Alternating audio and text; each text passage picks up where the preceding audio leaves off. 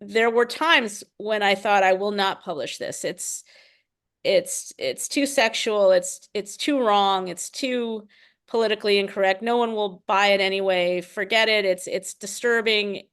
And I'm so glad I published it because censoring yourself is a terrible thing. And I think that's why I didn't publish for 13 years, because I was essentially censoring myself.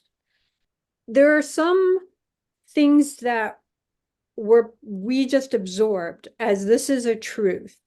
And we grew up in the smog of racism and uh, misogyny, etc. And sometimes I see these things when I'm editing that pop up, and I'm like, oh, I'm glad I didn't publish this because I was not conscious of how this is within my work. Did you have, so sorry, this is very roundabout, but did you have any of that where you noticed the smog of your time period where you decided to pull back a bit? I think I was pretty clear on her voice and her experience. And so I didn't have too much of that. I think that I really sank into her, and I felt like I was her when I was writing it.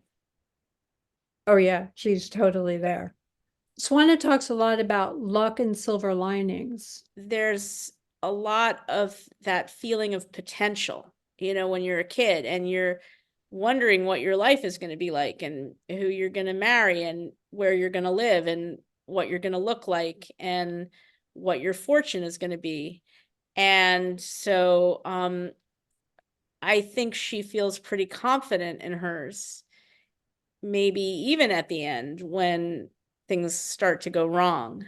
I'm editing right now, and when I'm in a section, I see so many of the similarities, the behaviors that kind of concretized, and it gets so very painful. It's as if it was frozen in amber, it's frozen in ice, okay, permafrost. And all of a sudden it's defrosting, and I have to deal with, I realize how much that upset, that trauma is there, and I'm putting it down. And it's uniquely painful, at least for me, having written about these things that I've processed again and again and again in my earlier work, but now taking it and owning it in my voice, my direct experience. Um, I am kind of amazed by the upset I feel once I stop. Was that there for you? Are you writing a memoir? Is Yes. that what you're editing? So I work with a lot of writers. I lead writing workshops and The people Hell's Bell. No, the Bell. Bell's Jen. Hell, Bell's Hell writing workshops. And so I Say work it with again. Say it again. Bell's Hell. So I work with novelists, but I work with a lot of memoir writers, and it's very different writing a memoir, very different experience for the writer writing a memoir, and it's very hard. And it's what you just described exactly. It's almost sickening at times. And some people have to take distance and put it down. It's so hard. Yeah. I feel total joy when I'm writing well. I don't have pounding the desk misery or worry or anxiety. I just enjoy it. So I did not have that experience. I have some other anxiety around publishing and social media and maybe the editing process, but not the writing. So no, I didn't have that. And it's a novel. So I'm it is very truthful to me, but it's a different kind of truth. Do you workshop your work at Bell's Hell? I do.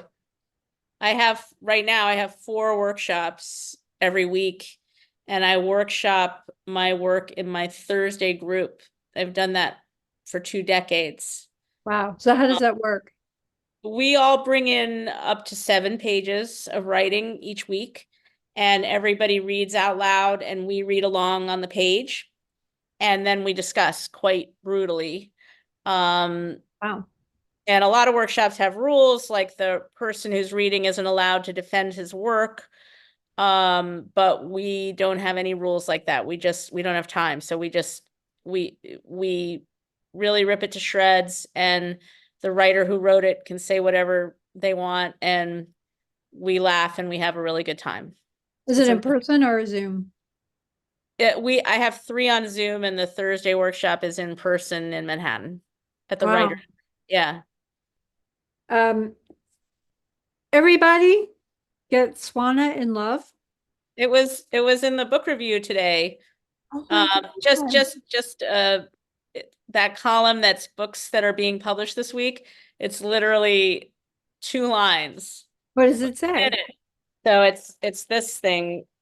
Um, it says it says newly published, and then all the way at the bottom it says Swanna In Love by Jennifer Belle, Akashic paperback, 1695, stranded in Vermont with a neglectful mother and her boyfriend. Swanna, a precocious 14-year-old, pursues a married man whom she sees as her ticket back to New York. That's it. But it's here. And this is my 5th book and my first time in the New York Times book review. Wow. Wow. Very Well, happy about that. that's pretty awesome. And I'm so happy, Laura, that you had me on, and I'm so happy that you're revising your memoir. I can't wait to read it. You're such an incredible writer, and your work has been a gift to so many people, and I don't talk like that very often. So I'm just really thrilled. Thank you Oh, very well, much for having me on here. well, it's well known that you built Riverhead. You built I did not do that. I did not do that. No, no, no, your no. work, No, I did your, not do and that. you know, it for so many people, it's associated with Riverhead, Oh, and a genre of writing that was opened up because of you. And thank it's you. wonderful. I'm so grateful that you're back, that you're Thank you back. very much. I am You're too. that you're giving voice, that you're allowing a voice to exist that might not otherwise be heard.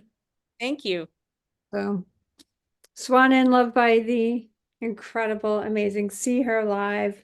Come out, because I'll tell you, if you're a reader, a writer, just you can't ask for a more warm. There's a little blood sugar happening. You just tell me, Jennifer.